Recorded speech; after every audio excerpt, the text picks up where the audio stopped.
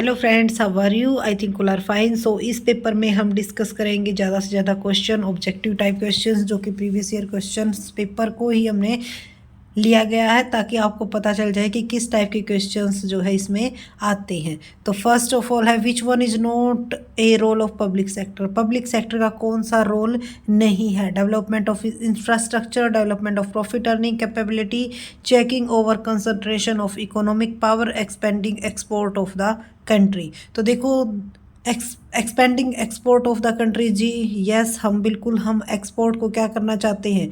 बढ़ाना चाहते हैं ताकि हमारा एक्सपोर्ट क्या हो, इंक्रीज हो और हमारे पास क्या आए, फॉरेन करेंसी आए। उसके बाद है checking over concentration of economic power, ताकि हमारी जो इकोनॉमिक पावर है उसके ऊपर जो कंसंट्रेशन है वो ओवर ना हो जाए, क्योंकि कोई भी चीज़ अगर ये हमारे लिए क्या कर सकती है, एक प्रॉब्लम क्रिएट कर सकती है। तो इसीलिए ये भी इसका क्या हो जाएगा, राइट हो जाएगा। Development of profit earning capability, तो देखो कोई भी पब्लिक सेक्टर की अगर ऑर्गेनाइजेशन होती है तो उसका जो मेन मोटिव होता है वो होता है हमारी इकोनॉमिक एक्टिविटी, इकोनॉमिक को डेवलप करना, ना कि प्रॉफिट अर्निंग कैपेबिलिटी। तो इसका जो राइट आंसर हो जाएगा, क्योंकि नोट पूछा गया है, तो राइट आंसर जो है इसका ऑप्शन नंबर सेकंड हो जाएगा। उसके बाद चलते हैं नेक्स्ट क्वेश्चन की तरफ। पहले आप ही अपने आंसर दे के देखना, उसके बाद जरूर बताना कि कितने क्वेश्चंस के आंसर आपके राइट मिले। Which one is a strategic HR initiative for managing shortage? तो कमियों के प्रबंधन हेतु मानव संसाधन की रणनीतिक पहल कौन सी है?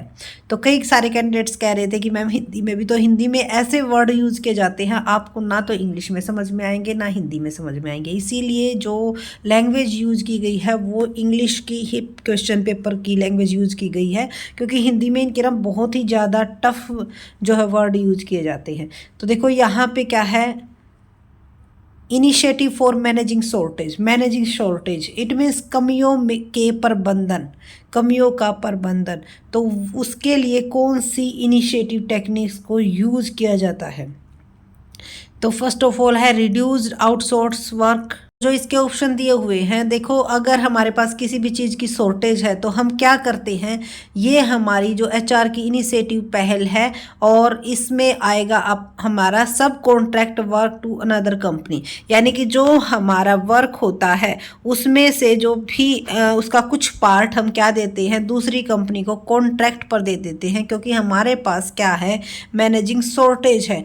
किसी चीज़ की अगर हमें शॉर्टेज होती है तो ये हमारी HR की जो स्ट्रेटजी है वो यही कहती है। ठीक है, तो इसका जो राइट आंसर हो जाएगा 72 का हमारा जो राइट आंसर हो जाएगा वो क्या हो जाएगा, ऑप्शन नंबर 4। उसके बाद है 73, which one is not A characteristics of coordination?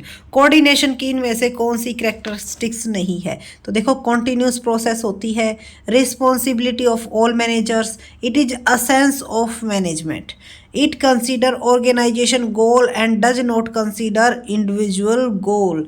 तो इसमें हमारी किसकी पूछी गई है, कोऑर्डिनेशन की पूछी गई है।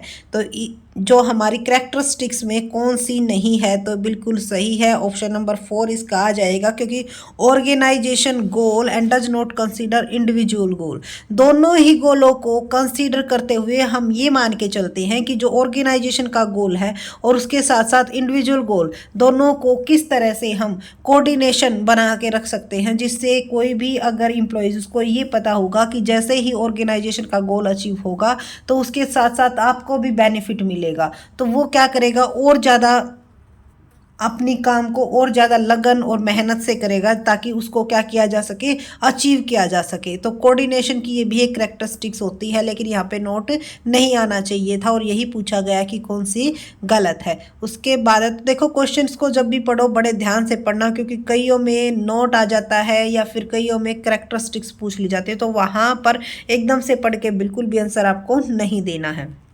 इसके बाद है question number 74, which one of the following statement is true?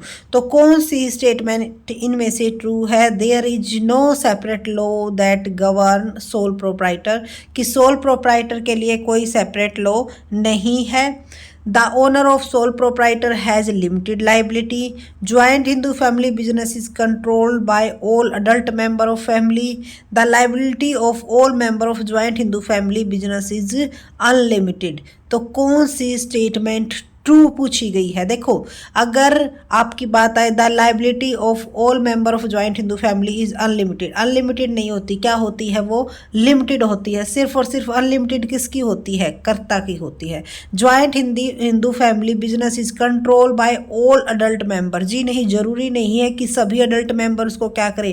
Control करे। ठीक है, कर्ता के द्वारा क्या किया जाता है? वो कंट्रोल किया जाता है। The owner of sole proprietor has limited liability, जो सोल प्रोप्राइटर होती है उसके ओनर की क्या लाइबिलिटी होती है? अनलिमिटेड लाइबिलिटी होती है, क्योंकि कोई भी चीज़ है उसको ही पेमेंट करनी होगी अगर इन केस कोई भी लॉस हो जाता है। ठीक है, और there is no separate law that govern sole proprietor. हाँ जी, ये बिल्कुल सही बात कही गई है कि कोई भी अलग से कानून नहीं है किसके लिए? सोल प्रोप्राइटर के लिए। क्योंकि आपने देखो कंपनी एक्ट पढ़ा है, ठीक है, कंपनी एक्ट 2013, 1956, पार्टनरशिप एक्ट पढ़ा है, लेकिन कभी भी आपने सोल प्रोप्राइटर एक्ट नहीं पढ़ा होगा, क्योंकि इसका कोई भी सेपरेट लॉ अभी तक नहीं बना है। उसके बाद चलते हैं नेक्स्ट क्वेश्चन की तरफ। इसमें से क्वेश्चन थोड़ा सा कटा हुआ है क्योंकि क्वेश्चन ज़्यादा लंबा हो गया था। तो देखो, इसमें ये पूछा गया कि कौन सा सही नहीं है। तो देखो, partnership is the relation between person who have agreed to share the profit of the business carried on by any one of them, यानी कि साझेदारी उन व्यक्तियों के बीच संबंध है जिन्होंने उनमें से किसी एक द्वारा चलाए जाने वाले व्यवसाय के लाभ में हिस्सा लेने के लिए क्या किया है? समझौता किया है। उसके बाद the partners bear the risk involve in running a business as a team, व्यवसाय को एक टीम के रूप में चलाने से उत्पन्न जोखिम को साझेदार वहन करते हैं। बिल्कुल सही बात कही गई है कि पार्टनरशिप में ही क्या करेंगे? वो पार्टनर्स ही क्या करेंगे? उस रिस्क को बियर करेंगे। एक साझेदारी firm is not a partnership firm is not legal required to publish it accounts, एक साझेदारी फर्म को अपने खातों को प्रकाशित करना वैधानिक अपेक्षित नहीं है। बिल्कुल सही बात कही गई है, क्योंकि कंपनी एक्ट को जरूरी होता है लेकिन पार्टनरशिप को नहीं होता। कंपनी एक्ट 2013 की धारा according to section 464 of the company act 2013, maximum number of partner in a partnership firm can be 100। कितने हो सकते हैं? Maximum number of partnership can be 100, कि साझेदारों की अधिकतम संख्या 100 हो सकती है। तो देखो, आपने देखा भी होगा कि 50 और 100 गिवन होता है आपका पार्टनरशिप। तो इस क्वेश्चन को अगर आप ध्यान से समझोगे, पढ़ोगे, बिल्कुल इजी है, लेकिन क्या है, थोड़ा सा समझने का फ़र्क है। अगर ध्यान से हम पढ़ते हैं, मैंने भी इसको पढ़ा तो मुझे समझ में नहीं आया, क्योंकि मुझे सारे के सारे क्या लग रहे थे? ठीक लग रहे थे। लेकिन जब थोड़ा सा ध्यान से पढ़ा तो partnership is the relation between person, relation नहीं होता है, वो क्या होता है? एग्रीमेंट होता है। Partnership is the agreement between person who have agreed to share the profit of the business carried on by any one of them। तो इसका जो गलत दिया हुआ है वो कौन सा ऑप्शन दिया गया है? फर्स्ट दिया गया है। लेकिन कैंडिडेट्स क्या कर देते हैं कि 50 है, लेकिन 464 के अकॉर्डिंग जो मैक्सिमम पार्टनरशिप के नंबर्स होते हैं वो कितने हैं? 100 होते हैं। इस चीज़ को ज़रूर ध्यान में रखिएगा। ठीक है, तो चलते हैं नेक्स्ट क्वेश्चन की तरफ। ये क्वेश्चन देखो, इस टाइप का क्वेश्चन 100% पूछा जाता है। Garden limited forfeited 450 share of A 10 each। 10 का एक है, issued at premium on which 8 including premium was called and 6 including premium was paid. 350 of these share वर री issued for 7 each as 8 paid up। What amount shall be credited to capital reserve account, कि capital reserve account में कितना पैसा जाएगा। इसको आप video को यहीं पे रोक के इसका आंसर ज़रूर देखना। अगर आपने शेयर कैपिटल वाला चैप्टर कंप्लीट कर लिया है तो अपना जो चेक करके ज़रूर देखना कि राइट आंसर आता है या नहीं आता है। तो कैसे सोल्व होगा ये आपका क्वेश्चन? तो फर्स्ट ऑफ ऑल तो हम इसमें ये देखेंगे कि कॉल्ड अप कितने किए गए हैं। तो देखो 8 रुपीज़ मंगवाए गए हैं, यानी कि जो फॉरफिटेड कैपिटल की जो एंट्री होगी स्टार्टिंग में वो 8 से होगी, और उसमें से आए कितने हैं, 6 रुपीज़ आए हैं, और प्रीमियम के भी आ चुके हैं। ठीक है, 350 ऑफ दीज शेयर वर री इशूड, इनमें से 350 शेयर क्या कर दिए गए, री इशू कर दिए गए। कितने का एक, 7 each eight 8 paid up, 8 paid up मानते हुए 7 का एक कर दिया गया। तो यानी कि यहाँ पे शेयर फॉरफिटेड में कितना अमाउंट जाएगा, 350 रुपीज़ के हिसाब से। 1 amount shall be credit to capital reserve account. तो देखो इसका जो आंसर आएगा, राइट आंसर आएगा कैलकुलेशन के बाद 1400 आता है। तो अगर आपका आता है तो द बेस्ट है, और अगर नहीं आता है तो आप कमेंट सेक्शन में बता सकते हो। इसको हम कॉपी पेन के माध्यम से अच्छे से समझा देंगे, क्योंकि यहाँ पर आपको समझ में ये नहीं आएगा। ठीक है, सो चलते हैं नेक्स्ट क्वेश्चन की तरफ। So fund flow statement is study of, fund flow statement किसको बताता है, change in profitability, change in investment, change in working capital, change in cash position. तो फंड फ्लो स्टेटमेंट में आपने देखा भी होगा हम क्या निकालते हैं, वर्किंग कैपिटल में कितना चेंज आया है। तो चेंज इन वर्किंग कैपिटल को कौन बताएगा, फंड फ्लो स्टेटमेंट। लेकिन अगर कैश फ्लो स्टेटमेंट की बात आए तो चेंज इन कैश पोजीशन को हमारा कैश फ्लो स्टेटमेंट बताता है। ठीक है, तो इस चीज़ को ज़रूर ध्यान में रखिएगा। चलते हैं नेक्स्ट क्वेश्चन की तरफ। The first stock exchange is Asia was set up in 1875। तो 1875 में जो फर्स्ट स्टॉक एक्सचेंज किया गया था एशिया में स्टार्ट, वो हमारा कहाँ पे किया गया था, मुंबई स्टॉक एक्सचेंज, जो कि मुंबई में ही किया गया था सेटअप।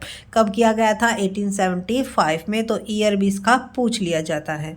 उसके बाद है question number 79। During a period of inflation a liability account which has constant balance will show. Inflation के टाइम पे कोई एक लाइबिलिटी अकाउंट है जिसमें जो बैलेंस है क्या दिखा रहा है, कांस्टेंट दिखा रहा है। कब दिखाता है ये, किस केस में, तो a purchasing power loss if the item is a non monetary liability. एक मिनट, देखो अगर इन्फ्लेशन है और तब भी हमारी जो लाइबिलिटीज है वो क्या दिखा रहा है, सेम दिखा रहा है, इसका मतलब क्या है कि हमारी लाइबिलिटी तो इंक्रीज नहीं हुई है। लाइबिलिटी इंक्रीज नहीं हुई है तो हमारी परचेजिंग पावर क्या हो गई है, गेन हो गई है, क्योंकि हमारी जो परचेजिंग पावर है वो बढ़ गई है। क्योंकि महंगाई बढ़ने से हमारी लाइबिलिटी भी क्या होनी चाहिए थी, इंक्रीज होनी चाहिए थी, बट हमारी लाइबिलिटी इन्फ्लेशन के टाइम पे भी कांस्टेंट रही है। इट मीन्स हमारी जो परचेजिंग पावर है वो क्या हो गई है, गेन हो गई है if the item is A monetary liability. उसके बाद है नेक्स्ट क्वेश्चन हमारा। देखो अगर किसी भी क्वेश्चन के ऊपर अगर आपको डाउट है तो आप कमेंट सेक्शन में ज़रूर बताइएगा। इस वीडियो का ये लास्ट क्वेश्चन है, इसके बाद नेक्स्ट वीडियो में नेक्स्ट क्वेश्चन करेंगे। The actual name of world bank is, world bank का जो एक्चुअल नाम था जो स्टार्टिंग में रखा गया था वो क्या रखा गया था, IBRD, international bank for reconstruction and development. तो इसकी कई बार फुल फॉर्म भी पूछ ली जाती है, international bank for reconstruction development. ये बना कब था, 1947 में। ठीक है, तो इस तरह से बहुत सारी चीज़ें जो है आपस में कनेक्टेड हैं जो कि पूछ ली जाती है एग्जाम में। तो अगर आपको किसी भी टॉपिक पर कोई डाउट है, किसी क्वेश्चन पर कोई डाउट है, या फिर आपको कोई नहीं मिल रहा है सिलेबस में, तो आप कमेंट सेक्शन में पूछ सकते हो। और अगर वीडियो अच्छी लगी तो लाइक कीजिए, चैनल को सब्सक्राइब कीजिए एंड शेयर करना न भूलें। Thank you.